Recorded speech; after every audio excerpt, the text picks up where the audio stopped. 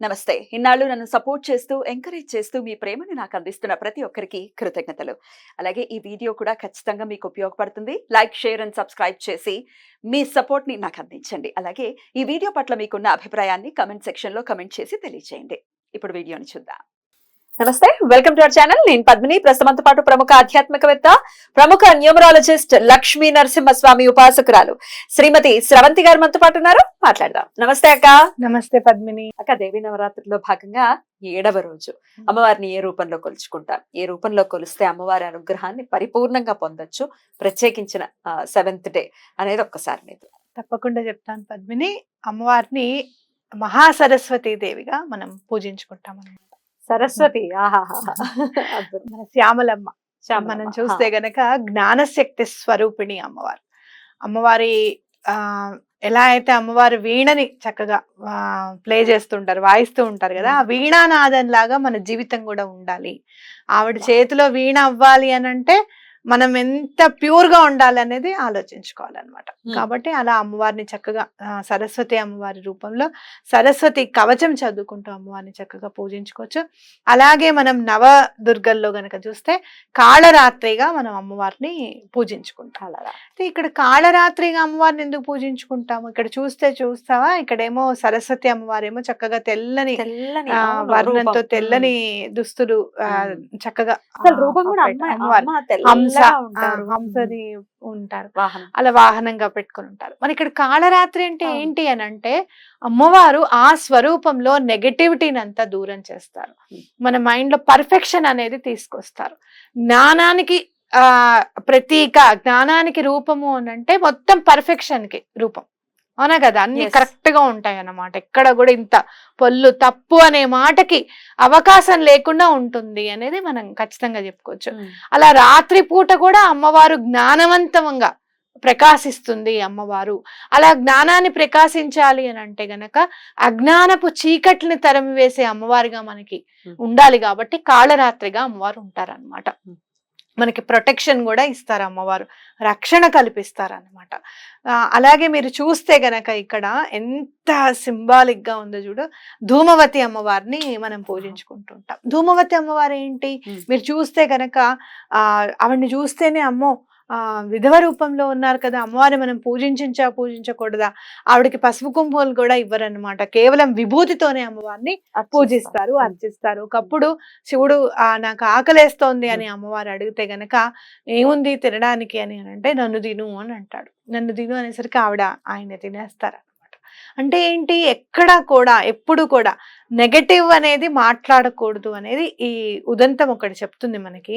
ఇంకోటి అమ్మవారు ఏంటంటే చీపురు చాట, ఎక్కడైతే చెత్త ఉంటుందో అవన్నీ ఏరి పారేస్తూ ఉంటారు. ధూమవతి అమ్మవారిని దండం పెట్టుకోవడానికి కూడా అమ్మ దీన్ని పారద్రోలు అని దండం పెట్టుకోవాలి. ఆవిడని ఏది ఇవ్వమని అడగకూడదు అనమాట. దరిద్రాన్ని పారద్రోలే, అలాగే అనారోగ్యాన్ని పారద్రోలే, తీసేసేయి అని దండం పెట్టుకోవాలి మనం. అమ్మా ఇది ఇవ్వు అని అనకూడదు అనమాట. ఇది తీసుకెళ్ళిపో అని చెప్పి దండం పెట్టుకోవాలి. ఎంత డిఫరెంట్ గా ఉందో చూడు. ఇక్కడ కూడా మరి జ్ఞానాన్ని ఇవ్వు, జ్ఞానాన్ని నువ్వు కూడా ఇవ్వు. జ్ఞానాన్ని ఇవ్వమని ప్రసాదించమని అని అంటే ఏంటంటే నీకున్న జ్ఞానాన్ని 10 మందికి పంచేటట్టుగా చూడమని చెప్పి కూడా అమ్మవారికి మనం దండం పెట్టి అజ్ఞానాన్ని కూడా తీసేసే. అంతే కదా. ఏ గ్రహంతో కేతువు. ఇంకా చూడు మనం 7వ రోజే అమ్మవారిని పూజించుకుంటాం. అంటే అమ్మవారు డిసైడ్ చేస్తారు ఈ రోజులు మనం కొంచెం అటు ఇటుగా అవుతూ ఉంటాయి. మూలా నక్షత్రం కూడా ఉంది. నక్షత్రం బట్టి తిథిని బట్టి కూడా కొన్ని పూజలు చేసుకోవాలి. మూలా నక్షత్రం ఎప్పుడుందో అప్పుడే డిజైన్ చేస్తారన్నమాట అమ్మవారి పూజ చేసుకోవడానికి. కాబట్టి ఇక్కడ కేతువు పరిపాలించాలి అంటే ఏంటి, మనకి మామూలుగా మెటీరియలిస్టిక్ వే కాదు, మనకి ఆధ్యాత్మికంగా స్పిరిచువల్ గా కూడా జ్ఞానాన్ని మనకి అమ్మవారు ప్రసాదించాలి.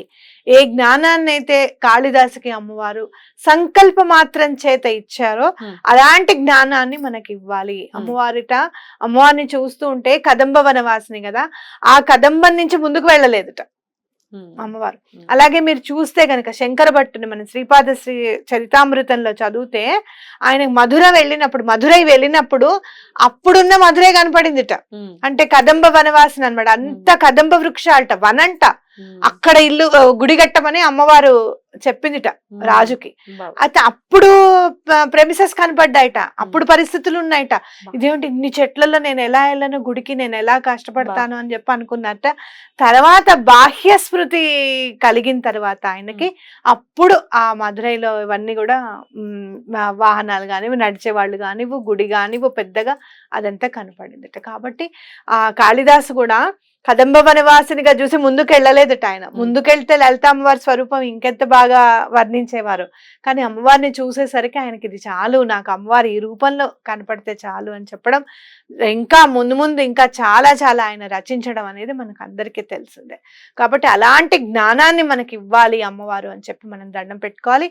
ఈరోజు చక్కగా తెల్ల రంగు పువ్వులతో, అలాగే మీరు కనుక ఏదైనా పాయసం అంటే చాలా ఇష్టంగా తింటారు చూడు పిల్లలు, పాయసాన్ని మీరు తప్పకుండా అమ్మవారికి సమర్పించుకోవడం. అలాగే పిల్లలు ఇష్టంగా పులిహార, మా పిల్లలు బాగా తింటారండి అవునా కదా, అలా పులిహార కూడా. అలాగే మీకు నచ్చితే కొబ్బరి అన్నం కూడా పెట్టచ్చు. తెల్లగా ఉన్నవి ఏమైనా కూడా చక్కగా అమ్మవారికి సమర్పించుకోవచ్చు. అలాగే తెల్లటి కలువలు మీకు ఒక్కటి దొరికిన 30 రూపాయలకో 50 రూపాయలకో అమ్మేస్తున్నారండి అని కాకుండా మీరు చక్కగా ఒక్క పువ్వన్న తీసుకొచ్చి చక్కగా పెట్టి పిల్లలు మంచిగా చదువుకునేటట్టు చూడమ్మా అని ఆశీర్వాదం కావాలి అని చెప్పి అమ్మవారికి దండం పెట్టుకోండి. అద్భుతం. సరస్వతి పూనేశారని అనుకోవచ్చు. ఒక్క ప్రశ్న కూడా లేదు.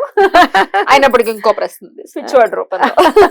ఒక్కసారి చెప్పండి అక్క, ఏ స్విచ్ వర్డ్ తో అమ్మవారి అనుగ్రహాన్ని పొందొచ్చు?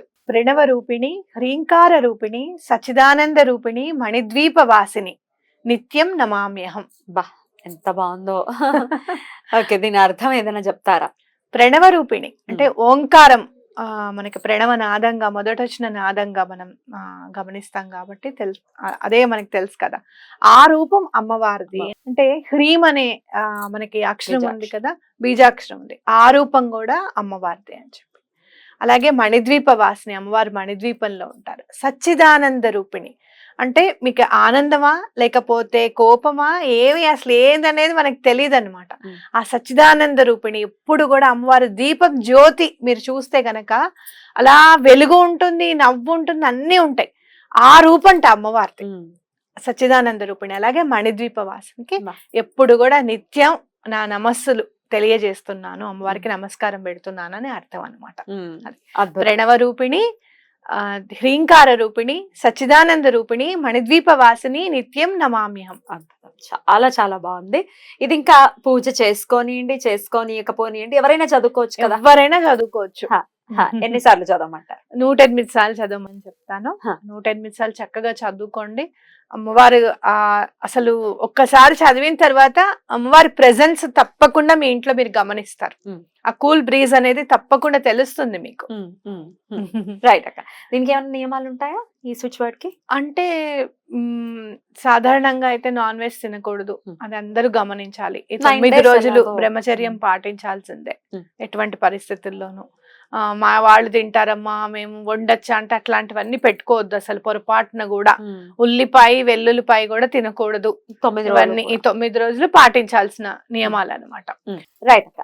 సో ఈ నియమాలు పాటించాలి. బ్రహ్మచర్యం, నాన్ వెజ్ తినకపోవటం ఇవందరూ డెఫినెట్ గా చేయాల్సింది. ఇంట్లో వండటానికి కూడా వీల్లేదు, అసలు ఆ షాప్ దగ్గర కూడా వెళ్ళొద్దు, అంతే. ఇది బాగుంది. రైట్ అక్క. Thank you so very much అక్క. నమస్తే.